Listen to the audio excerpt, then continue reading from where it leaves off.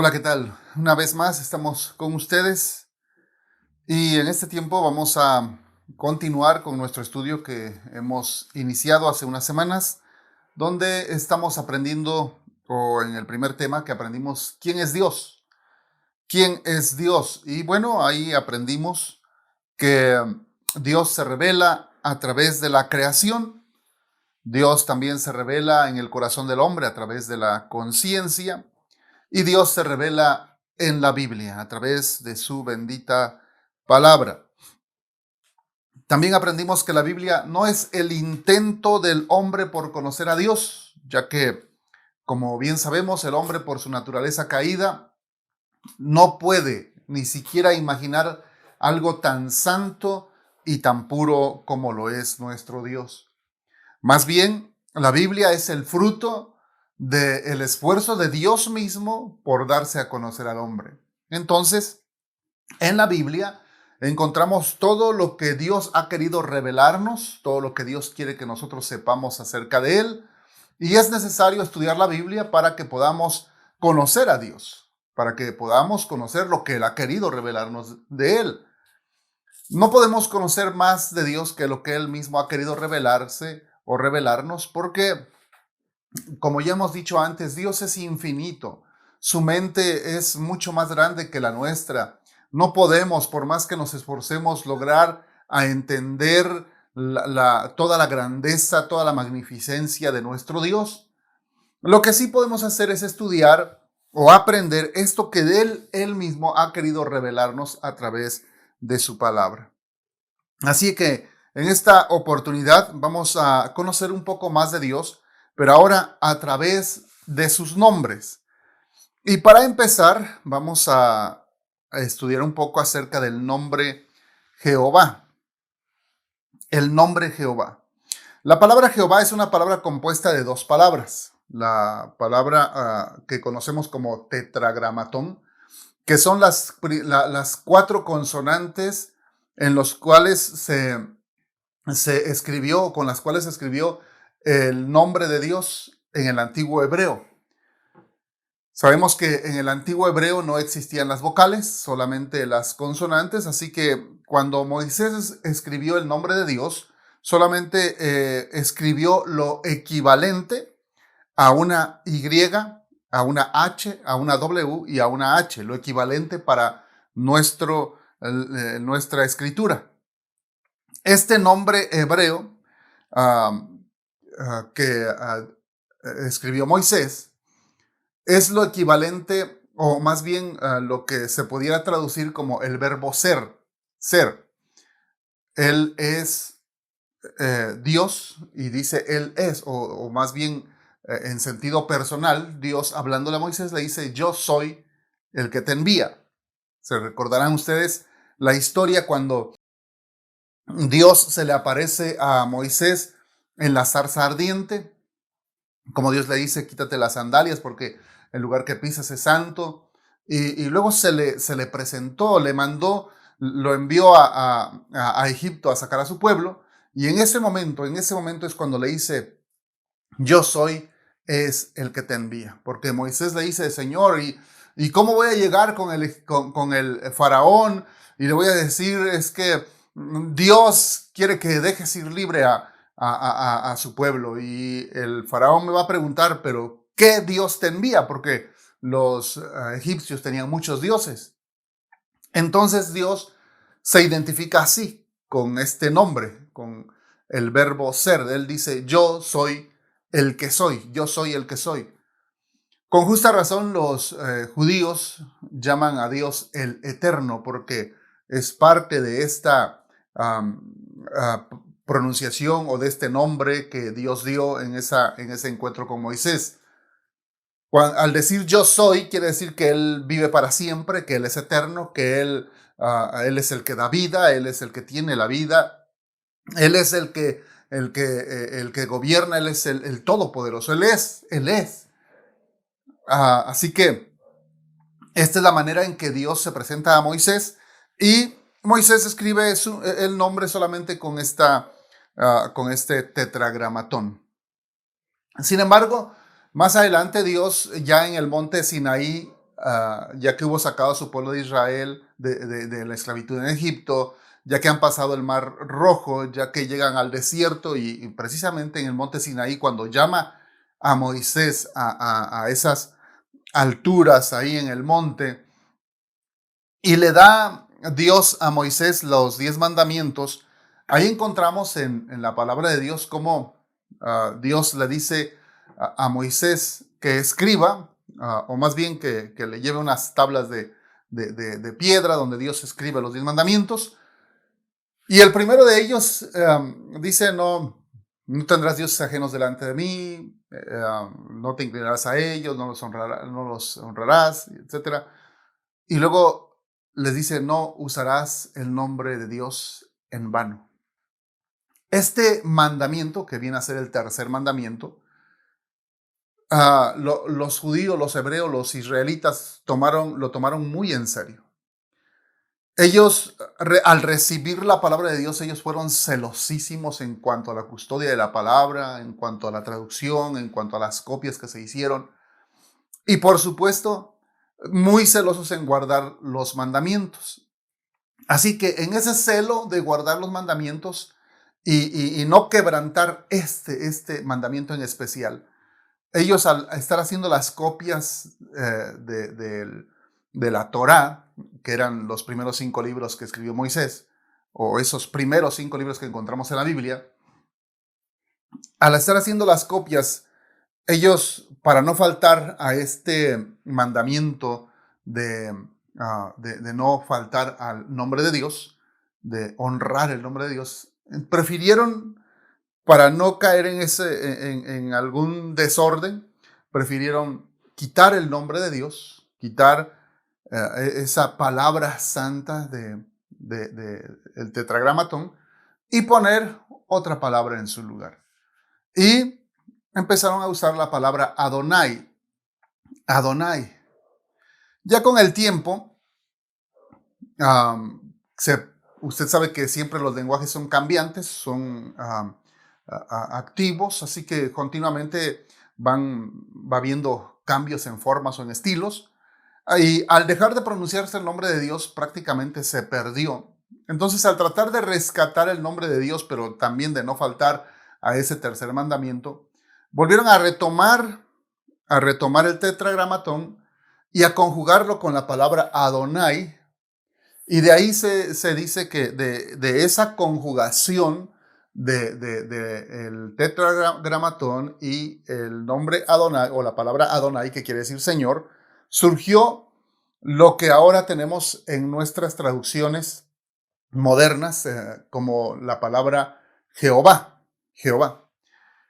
Tristemente hay personas que, al ignorar toda la historia de cómo se ha desarrollado el nombre, cómo es que los israelitas dejaron de usar el tetragramatón, cómo es que después lo quisieron recuperar, cómo conjugaron estos nombres, etcétera, etcétera, defienden a capa y espada la palabra o el nombre Jehová como único y exclusivo nombre de Dios.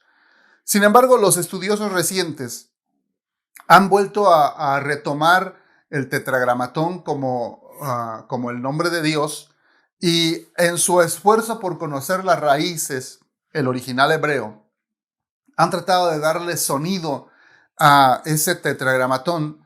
Y en la mayoría de estudiosos del lenguaje hebreo, que para nuestra información, la lengua hebrea se ha rescatado completamente y la siguen usando los israelitas, los judíos que están precisamente habitando Israel, los verdaderos israelitas.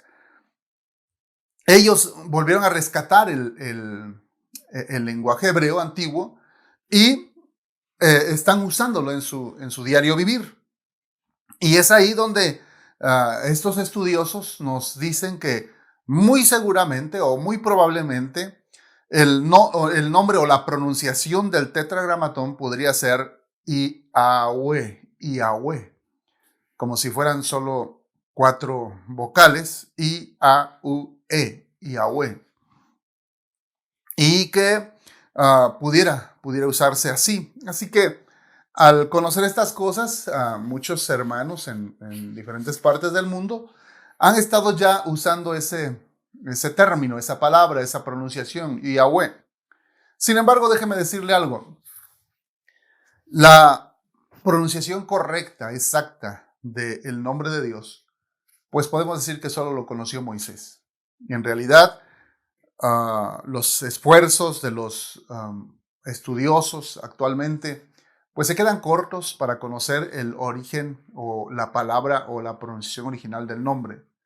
Pero lo que sí nos quiere decir Dios y que queda claro para nosotros y que debiéramos tomar, porque a través de ese nombre de Dios podemos conocer quién es Él o un poco más de quién es Dios, podemos entender que Dios, al darnos su nombre, yo soy, nos habla de poder, de autoridad, de seguridad en sí mismo, nos habla de eternidad, nos habla de que ese Dios, al decir yo soy el que soy. Quiere decir que no hay nadie como Él, no hay nadie que se le compare, no hay nadie que le llegue a su nivel, no hay nadie con él, con el cual Él pueda competir. Él es, sencillamente. Él es el único, el todo, el grande, el poderoso. Él es Dios. No hay otro como Él, no hay otro que se le parezca, no hay otro que compita con Él. Así que el nombre yo soy nos habla mucho de la personalidad de Dios. Nos habla de esa seguridad que a muchos de nosotros como cristianos, aún ya como cristianos de tiempo, pareciera que nos falta esa seguridad de saber quiénes somos, de dónde venimos y hacia dónde vamos. Cuando debiéramos ya, a través de las Escrituras, estar bien seguros quiénes somos en Cristo Jesús, cómo es que Él nos ha perdonado, nos ha lavado con su sangre, nos ha hecho hijos de Dios. Dice la Escritura que Él nos rescató, nos lavó, nos perdonó, nos limpió, somos hijos de Dios ahora y que vamos para la eternidad a estar en la presencia de Dios para siempre.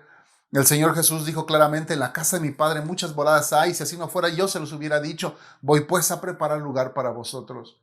Entonces sabemos quiénes somos, de dónde venimos y hacia dónde vamos y debiéramos tener esa plena seguridad como hijos de Dios. Sin embargo, hay muchos que se dicen cristianos y que no tienen esa seguridad todavía. Pero déjeme decirle, Dios es totalmente seguro, confiable. De hecho, el nombre yo soy habla de esa, no solo de esa seguridad que Él tiene, no solamente de ese poder, esa autoridad, esa supremacía sobre todo lo que el hombre pudiera llamar Dios, sino que también el nombre yo soy, como dijimos antes, habla de su eternidad. Él vive para siempre. Él es, no es que Él era, sino Él es en presente continuo y nunca dejará de ser. Cuando Dios llamó a Moisés para que sacara a los israelitas de la tierra de Egipto, Moisés pidió que le revelara su nombre y esto fue lo que hizo Dios. Ahí en Éxodo 3, 13 al 14, la Biblia dice, dijo Moisés a Dios, he aquí que llego yo a los hijos de Israel y les digo, el Dios de vuestros padres me ha enviado a vosotros. Si ellos me preguntaren cuál es su nombre, ¿qué les responderé? Y respondió Dios a Moisés, yo soy el que soy. Y dijo, así dirás a los hijos de Israel, yo soy, me envió a vosotros. Este nombre, Yahweh, o yo soy el que soy, nos muestra que Él no necesita de nadie para existir. Nada vino antes que Él y nada causó que Él llegara a ser el que es. Nuestro Señor Jesucristo se apropió ese nombre en alguna ocasión o en varias ocasiones. Por ejemplo, en Juan capítulo 8, verso 58, la Biblia dice, Jesús les dijo, de cierto os digo, antes que Abraham fuese, yo soy. Esta declaración de Jesús concuerda con Juan 10:30, cuando está de alguna manera dándole seguridad a sus discípulos y termina diciendo, yo y el Padre uno somos. Así que la conclusión para nosotros como cristianos debiera ser esta: Jesucristo es el mismo Jehová del Antiguo Testamento. En Apocalipsis capítulo 1 y versículo 8 dice, hablando Jesús mismo, ya Jesús glorificado, resucitado, dice, yo soy el alfa y la omega, el principio y el fin. Dice el Señor, el que es, el que era y el que ha de venir. Otra vez utilizando el verbo ser, el que es, el que era y el que ha de venir. el Todopoderoso. Y es Jesús quien se está presentando a sí mismo como el yo soy, como el que vive para siempre. Él es entonces ese Dios personal que entra en relación con nosotros como el Dios Salvador, y lo hace a través de sus nombres. Pero también vamos a ver algunos de los nombres compuestos de Dios. Y el primer nombre compuesto que vamos a estudiar de los nombres compuestos de Dios es Jehová Jireh, que quiere decir el Señor proveerá. Este nombre le fue dado a Abraham en Génesis capítulo 22, versículos 13 y 14. Dice la escritura de esta manera: entonces alzó Abraham sus ojos y miró, y aquí a sus espaldas un carnero trabado en un zarzal por sus cuernos.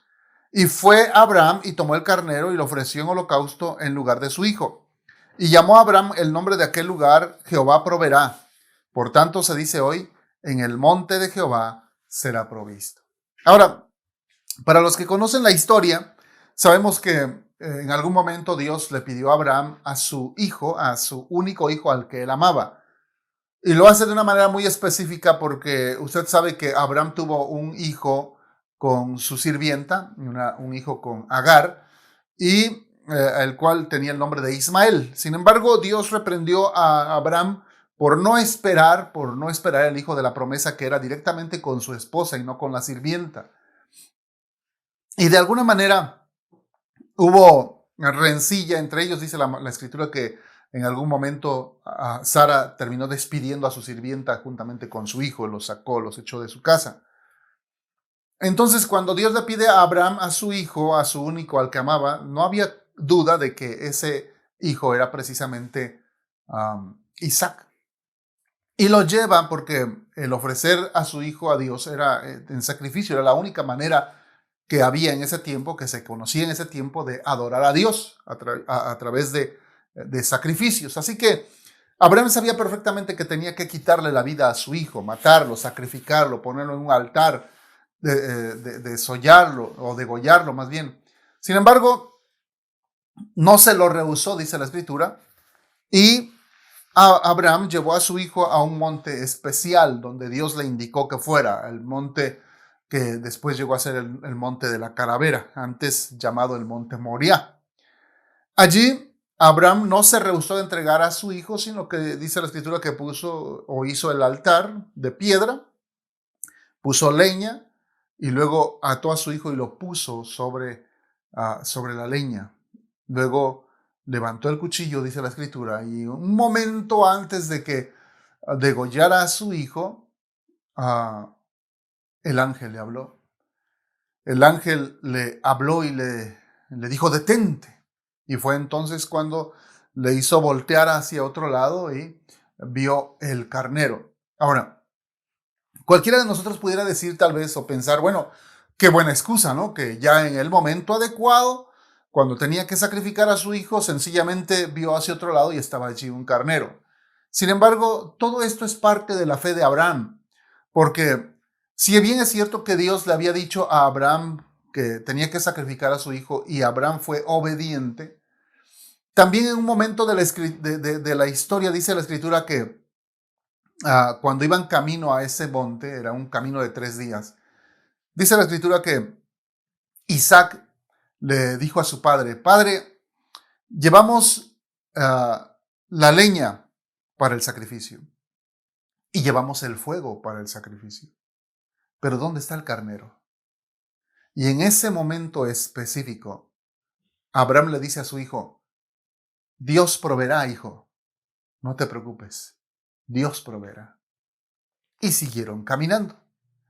Así que en la fe de Abraham había dos cosas. De acuerdo a lo que explica más adelante ya en el libro de Hebreos, el escritor de Hebreos, dice que de alguna manera Abraham tenía la fe también de que si degollaba a su hijo, si lo mataba, si lo ofrecía en holocausto completamente, holocausto es totalmente quemado, si lo ofrecía en holocausto, Dios tenía el poder de devolverle a su hijo aún de entre las cenizas, de poder levantarlo y hacer de él lo que Dios había prometido a Abraham, hacer de la descendencia de Abraham padre de naciones, muchas naciones, o llenar la tierra. Dios le había dicho que Abraham tendría descendencia como las estrellas del cielo o como la arena del mar. Y dice entonces el escritor a los hebreos que Dios tenía, o Abraham tenía la fe de que Dios podía levantarle a su hijo aún después de haberlo degollado, de haberlo matado. Entonces Abraham confiaba totalmente en el poder de Dios, completamente en la autoridad de Dios. Pero también creía en que Dios podía hacer un intercambio, en que Dios podía proveer en el último momento. Y fue así como Dios lo hizo. Cuando le dijo a su hijo, Dios proveerá el carnero o el cordero, él tenía esa fe de que Dios lo podía hacer. Y fue lo que sucedió. Un momento, un instante antes de que degollara a su hijo, aparece ese carnero trabado en un zarzal. Y Abraham va, lo toma y hace el intercambio. Sacrifica al carnero y deja libre a su hijo. Y de ahí surge la palabra Dios proveerá. Ahora, yo sé que muchos de nosotros, a veces en la ignorancia de la historia, de no conocer la historia de Abraham, como Dios le proveyó, muchos usamos esta palabra de una manera muy cotidiana, muy liviana a veces, pero lo hacemos en el sentido de que, bueno, tengo escasez, no tengo para comer y decimos, no te preocupes, Dios proveerá. Y está bien. Está bien en el sentido de que Dios tiene el poder, de que puede bendecirte, puede levantarte, puede restaurarte, puede proveerte, puede darte todo lo que tú necesitas. De hecho, para los que confiamos en Dios, sabemos que Él interviene a cada momento, a cada instante de nuestras vidas. Si no hay trabajo, Dios proveerá trabajo. Si no hay para comer, Dios proveerá comida. Si no tienes casa, Dios te proveerá una casa. Si no tienes, Dios te va a proveer porque Él es tu proveedor. Y llegamos a la promesa de que Dios es nuestro proveedor a través del sacrificio de nuestro Señor Jesucristo. Sin embargo, en un sentido estricto de la interpretación bíblica, Dios proveerá se está refiriendo directamente al sacrificio de nuestro Señor Jesucristo para nuestra salvación. Nosotros somos el Isaac que merecíamos morir, pero Jesús es el Cordero que es sacrificado en lugar nuestro. Nosotros entonces, en sentido espiritual, somos quitados del altar para no morir, porque aún con nuestra muerte no pagaríamos la totalidad de nuestros pecados. Y Jesús se pone en nuestro lugar simbólicamente en el altar y Él muere.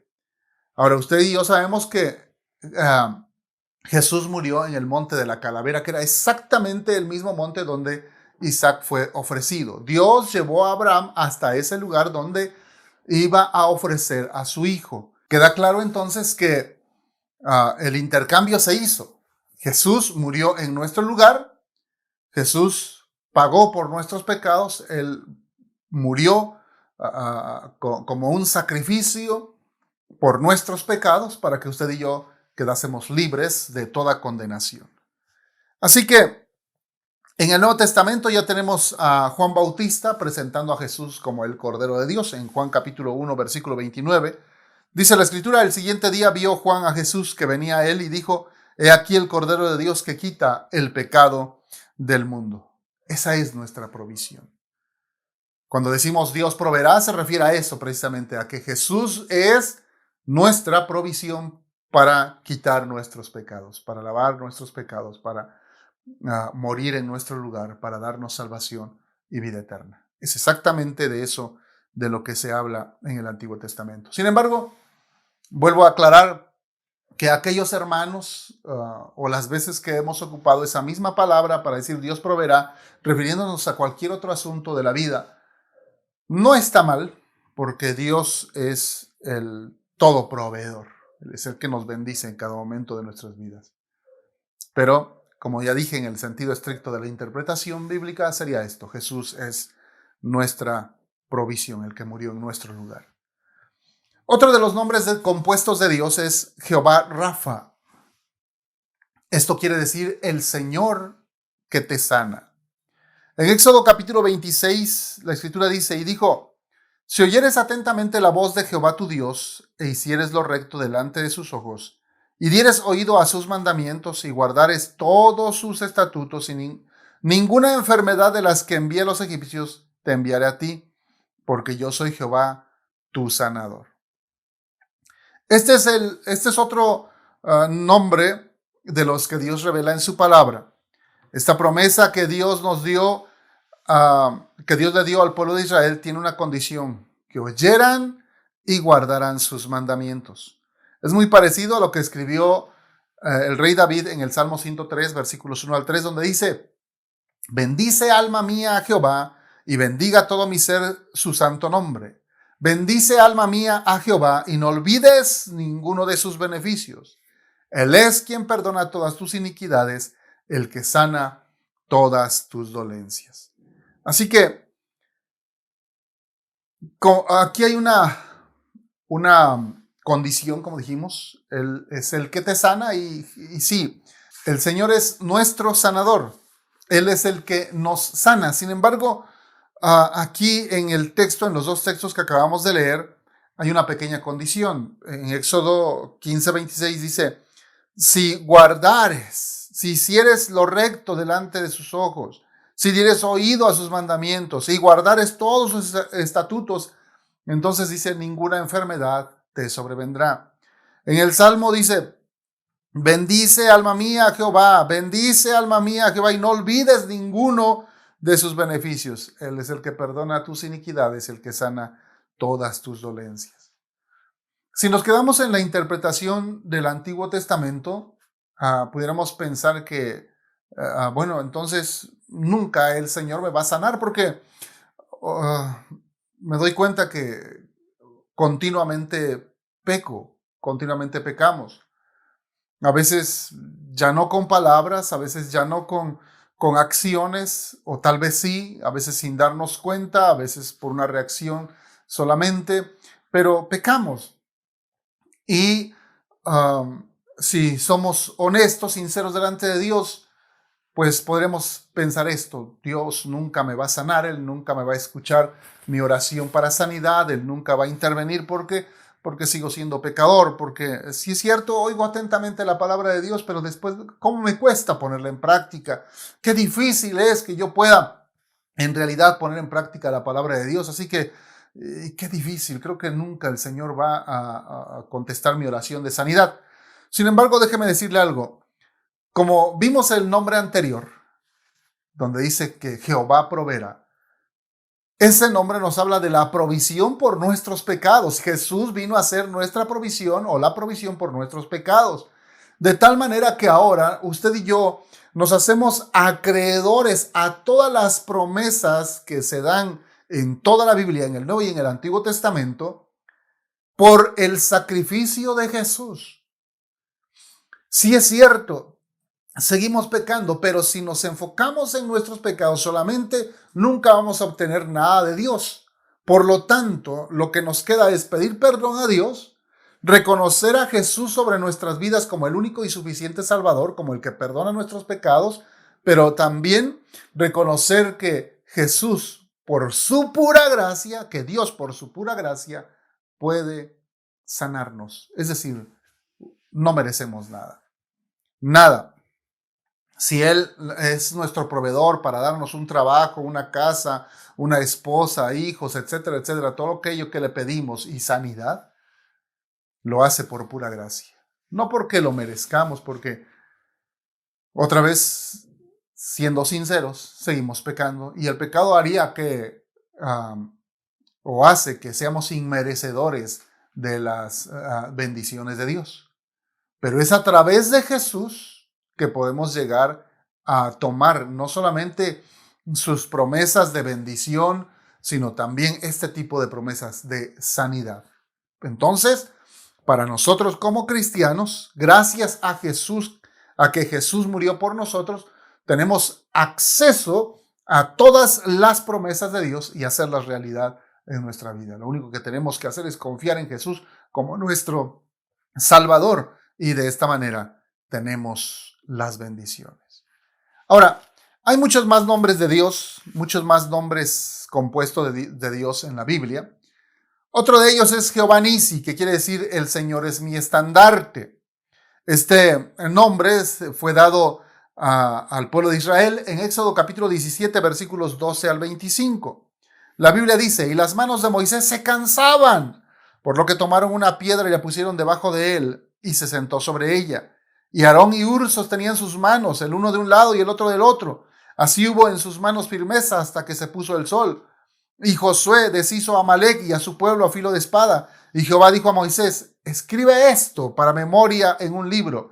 Y di a Josué que raeré del todo la memoria de Amalec de debajo del cielo. Y Moisés edificó un altar y llamó su nombre Jehová Nisi, que quiere decir el Señor es mi estandarte. El estandarte es una bandera de guerra. Es una bandera que se usa en el campo de guerra para que los soldados tengan una referencia de dónde está su capitán, dónde está su general, y puedan reunirse al torno de él, alrededor de él. Así que los soldados que estaban alrededor del general o del rey tenían el encargo de mantener con vida al rey o al general, y mantener la bandera, el estandarte, levantada mientras están en la lucha. Así que cuando los soldados perdían de vista la bandera, se quedaban confundidos porque no sabían si habían matado a su general o a su rey, o sencillamente si había huido. Entonces tenían que mantener siempre el estandarte levantado. Era como decir, aquí estoy, aquí estamos firmes, seguimos en la guerra, seguimos en la lucha, esfuércense, sean valientes, vamos a ganar. Y ese estandarte estaba levantado, esa bandera estaba firme. Cuando por alguna razón el rey veía que era imposible ganar esa guerra y que lo mejor era la retirada, entonces no solamente hacían tocar las trompetas, sino que el estandarte que estaba ahí era el primero, el rey, el capitán, el general, el que estaba al frente de la guerra, el primero que emprendía la retirada para que todos los demás soldados, al ver que la bandera se iba alejando del campo de batalla, siguieran esa bandera. En este caso, la Biblia no nos dice que hubiera una bandera. Lo que se tenía como bandera en esa batalla que tenía Israel contra Amalec era lo único que tenían como bandera eran las manos de Moisés. Mientras Moisés tenía levantados los brazos, dice la Escritura que el pueblo de Israel prevalecía contra Amalec. Cuando él se cansaba y bajaba los brazos, entonces Amalec prevalecía contra Israel. Así que se dieron cuenta Josué y Hur, y dice la Escritura, Aarón y Hur, y dice la Escritura que estos hombres le levantaron las manos a Moisés para que todo el tiempo que estuviera levantadas las manos de Moisés, estuviera prevaleciendo Josué con todo su ejército en contra del pueblo enemigo. Y fue así como ganaron la batalla. Por eso al final Moisés hizo ese altar para adorar a Dios y llamó a ese lugar Jehová Nisi, o el Señor es mi estandarte. Un estandarte es muy importante, una bandera es muy importante. Para nosotros como cristianos, nuestra bandera es Cristo. Recuerde, dice que el Señor Jesús fue levantado como un estandarte, como una bandera de guerra. Él fue levantado, fue crucificado ahí en esa cruz. Él murió, Él pagó por nuestros pecados. Para nosotros ahora como cristianos, los que ostentamos la bandera cristiana, en una esquina tiene la cruz, porque es parte de nuestra bandera, de nuestra identidad como cristianos. Jesús murió por nosotros en ese lugar, fue levantado como nuestro estandarte. Él es nuestra bandera. Él fue levantado para que nos reunamos alrededor de Él, pues Él, solo Él, es nuestro rey, nuestro capitán. Él es el que va al frente de la batalla. 1 Corintios capítulo 15, versículos 57 y 58 dice, mas gracias sean dadas a Dios, que nos da la victoria por medio de nuestro Señor Jesucristo. ¿Por qué? Porque Él está firme, puesto delante, al frente de la batalla, como nuestro capitán. Él no se da por vencido. El verso 58 dice, así que hermanos míos amados, estad firmes y constantes, creciendo en la obra del Señor siempre, sabiendo que vuestro trabajo en el Señor no es en vano. Jesús es nuestra bandera, Él está al frente, Él es nuestro estandarte, Él es nuestro capitán, Él está al frente de la batalla. Sigamos adelante, sigamos echándole ganas, esforzándonos en nuestro ministerio. Él es el que nos asegura la victoria. Otro de los nombres compuestos de Dios es Jehová Makadesh, que quiere decir el Señor es el que te santifica. En Levítico capítulo 20, versículos 7 y 8 dice: santificaos pues y sed santos, porque yo Jehová soy vuestro Dios, y guardad mis estatutos y ponedlos por obra. Yo Jehová os santifico. Santificar quiere decir apartar para Dios o hacer santo y puro. La santificación es algo que Dios hace. Oiga bien esto, Dios es el que te santifica, es el que te aparta. Él es el que te hace santo y puro. Cuando recibimos a Cristo en nuestro corazón y en arrepentimiento le pedimos que perdone nuestros pecados, Él lo hace porque así lo ha declarado en su palabra. En Romanos 3:22 dice: Dios nos hace justos a sus ojos cuando ponemos nuestra fe en Jesucristo. Así lo dice la Nueva Traducción Viviente. Dios nos hace justos ante sus ojos cuando ponemos nuestra fe en Jesucristo. Así que fuera de Jesús no hay manera de llegar a Dios, no hay manera de ser justos delante de Dios. Sin Cristo estaríamos todavía en nuestros pecados. Así que toda persona que trata de acercarse a Dios por sus propios méritos no puede llegar, no puede tener respuesta, porque está poniendo a un lado el único camino que Dios puso para que lleguemos a Él. Está esa persona todavía en sus pecados y sus pecados hacen una barrera delante de Dios para que Él no pueda acercarse. Ahora nos toca vivir a nosotros, después de haber recibido a Cristo, después de tener a Jesús en nuestro corazón, nos toca vivir en santidad, es decir, que debemos vivir de acuerdo a lo que ya Dios hizo en nosotros. En Levítico 20, Dios nos dice claramente, Dios les dice a los israelitas claramente cómo deben ellos vivir en santidad. En el Nuevo Testamento también se nos pide a nosotros como cristianos vivir en santidad. Primera de Pedro capítulo 1, versos 15 y 16. Dice la Escritura: sino como aquel que os llamó es santo, sed también vosotros santos en toda vuestra manera de vivir, porque escrito está: sed santos porque yo soy santo. Pues sin ella, sin santidad, dice la Escritura, no veremos al Señor. Así lo dice Hebreos capítulo 12, verso 14. El apóstol Pablo nos detalla cómo debemos vivir como cristianos en santidad. Y escuche bien esto, porque aquí vamos a terminar en esta ocasión. Colosenses capítulo 3, versículos 5 al 17 dice: haced morir pues lo terrenal en vosotros: fornicación, impureza, pasiones desordenadas, malos deseos, avaricia, que es idolatría. Cosas por las cuales también anduvisteis en otro tiempo, cuando vivíais en ellas. Pero ahora dejad también vosotros todas estas cosas. Dejen ustedes también todas estas cosas, dice: ira, enojo, malicia, blasfemia, palabras deshonestas de vuestra boca. No mintáis los unos a los otros, habiéndonos despojado del viejo hombre con sus hechos, y revestíos del nuevo, el cual conforme a la imagen del que lo creó se va renovando hasta el conocimiento pleno, donde no hay griego ni judío, circunciso ni incircunciso, bárbaro ni escita, siervo ni libre, sino que Cristo es el todo y en todos.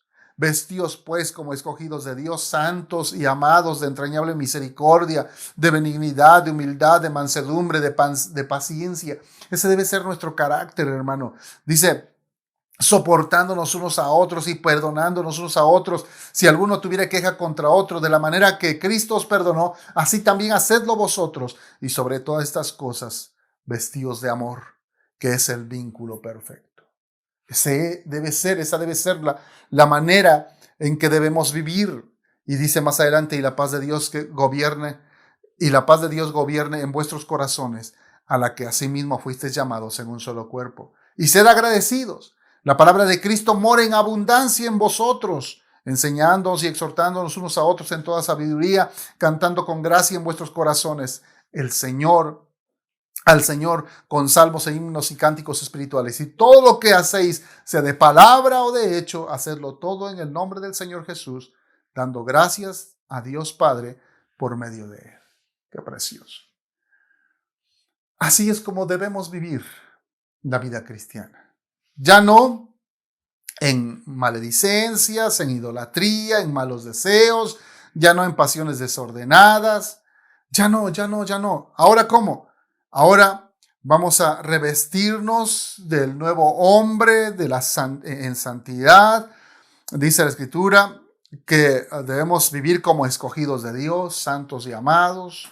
Debemos vivir en entrañable misericordia, en benignidad. Sobre todo dice que debemos desarrollar el vínculo perfecto que es el amor. Así que debemos cambiar nuestro enfoque. Ya no vivir para lo terrenal, ya no vivir para satisfacer el pecado en nuestras vidas, sino ahora vivir para agradar a Dios, para servir a Dios con todo nuestro corazón. Pero en este nombre compuesto de Dios debemos saber algo. La Biblia dice Jehová Makadesh, y el significado es Jehová es el que te santifica, o el Señor nos santifica. ¿Qué quiere decir? Que Él es el que lo hace. Sí. Hay una palabra muy especial en el Nuevo Testamento que se nos dice que el Señor es poderoso para guardar nuestro depósito para aquel día. Si nosotros confiamos en nuestras fuerzas, si confiamos en nuestro esfuerzo propio para vivir en santidad, estamos quebrados, no podemos. Tenemos que confiar en el poder de Dios, en la autoridad de Dios, para lograr en nosotros poder vivir en esa santidad. Es decir, necesitamos depender de Dios en todo momento, porque Él es el que nos santifica. Él es el que puede lograr en nosotros que nos apartemos totalmente de pecado. Solos, sin Cristo, sin Dios, apartados de Él, como Él mismo lo dijo, nada podéis hacer. Necesitamos entonces restablecer nuestra comunión con Dios, buscarle continuamente en oración a través de su palabra, y de esta manera, unidos a Él, pegados a Él, podemos ser santificados por Él. Se nos puede pegar esa santidad si andamos con Él. Solo no puedes. Esto debe quedar claro. ¿Y por qué lo aclaro? Porque conozco a muchos. En estos años que llevamos de ministerio, he conocido a muchas personas que tratan de vivir en santidad con esfuerzos propios. He conocido a cristianos que se andan escondiendo de todo porque no quieren pecar. Y está bien, pero ese esfuerzo humano por apartarse del pecado, ese esfuerzo humano por no pecar, cansa, frustra. Ese esfuerzo humano por dejar de practicar el pecado llega al punto de producir orgullo. Porque he conocido a personas que orgullosamente dicen, es que yo no peco. Y ese orgullo viene a ser producto de una religiosidad extrema. Déjame decirte, hermano y amigo que me escuches en este momento, tu santificación, tu vida de santidad, depende directamente de tu comunión con Dios. Solo no puedes. Necesitas a Jesús. Y si aún no tienes a Cristo en tu corazón, yo te invito a que en este momento le abras la puerta de tu corazón a Jesús y le pidas al Señor, ven a mi vida, entra en mi corazón, cámbiame, transfórmame, haz de mí una persona nueva y límpiame, santifícame. Ora conmigo. Padre, en este momento reconozco que soy un pecador. En este punto me dice que eres tú el que me santifica. Y en este momento estoy reconociendo que lo único que yo puedo hacer con mi esfuerzo humano es pecar. Aun cuando me esfuerce por no hacer cosas malas, me doy cuenta que en algún momento caigo, en algún momento fallo. Y en esta hora, Señor, quiero pedirte en el nombre de Jesús que perdones mis pecados, que me ayudes, que me des las fuerzas, Señor, para vivir amándote, sirviéndote con todo el corazón. Hoy te entrego las riendas de mi corazón una vez más, entrego mi vida delante de ti y te pido que seas tú, Señor, el que me esté compartiendo de tu santidad, el que seas tú el que me santifica. Padre, hoy me pongo delante de ti.